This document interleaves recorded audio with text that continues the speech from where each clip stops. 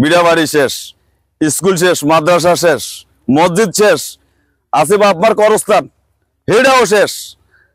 Root নাই, ঘাট নাই, হোল নাই, কালফেট নাই, ঘর বাড়ি নাই। এটা নদী ভাঙতে ভাঙতে আজ থেকে 10 বছরের ভিতরে আমরা শুধু জোয়ারে পানি খেতেছি। আমাদের এই বস্তা পড়া 100 বস্তা আনি ঘরের পাশে দিছি, সব নদী লই চলে গেছে, জোয়ারের পানির বাইলে সব লই চলে গেছে।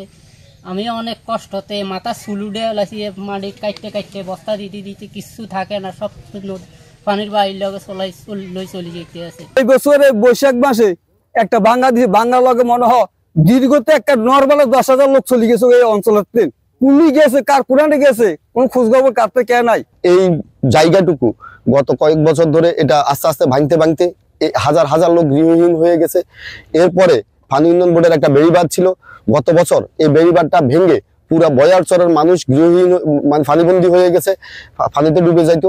এরপরে আসেন আপনার এই যে এখানে একটা সুইচ গেট, আমরা এখানে পিছনে যেটা দেখছি, এই সুইচ গেটটাকে রক্ষা করার জন্য পানি উন্নয়ন বোর্ডের ইমার্জেন্সি বরাদ্দের মাধ্যমে কিছুটা জিও ব্যাগ দিয়ে ডাম্পিং করে এটাকে রক্ষা করার জন্য চেষ্টা করা হয়েছে।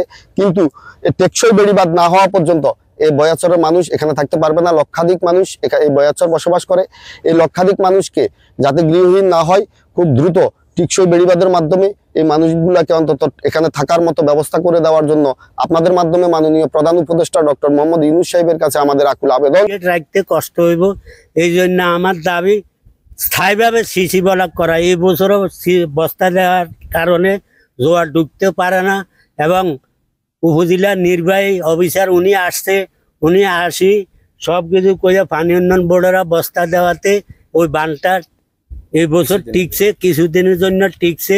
নয় এবারও সদরে পানি ঢুকতে এবং সুইচ গেটের বিশাল ক্ষতিগ্রস্ত হইতে হাজার হাজার কোটি টাকা চলে যেত। ওরা যেন এখানে 2 মিনিট খাইবো, কোনো ঘরটর নাই, আত্মীয় স্বজনের বাড়িতে আছে, কেউ সারবাদি থাকে, অনেক গরুগুলো আছে সারবাদি, দেখবেন সারবাদি আছে। এই ভাঙতে এই জায়গাতে 3.5 গুলো আছিল হরাক, এই 3.5 গুলো ভাঙতে ভাঙতে ভাঙতে আজ এই জায়গাতে আছে।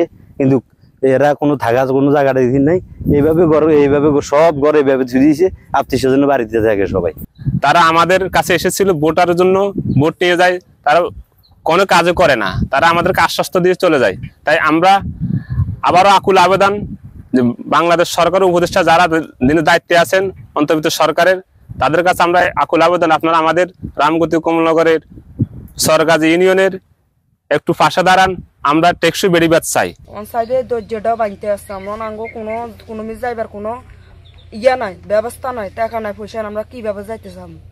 আমরা নদীর কূলে থাই, মানে একটা সাইটা এটা লাইন করবার লাই, আমরা থানি তো থাকবার লাই, হোলাইন সাইড লই ভাঙ্গার পর আমরা এই জায়গাতে আসছি, এই জায়গা ভাঙতে আসি।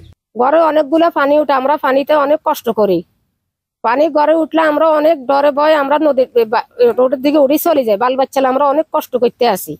আমরা সব নদী নালা বাড়িঘর সব ভাঙি লেগেছে, বসত বিটা কেন আছে। আপনাদের দয়া করি সিসি ব্লকটা চাই আপনাদের মাধ্যমে, সরকারের মাধ্যমে।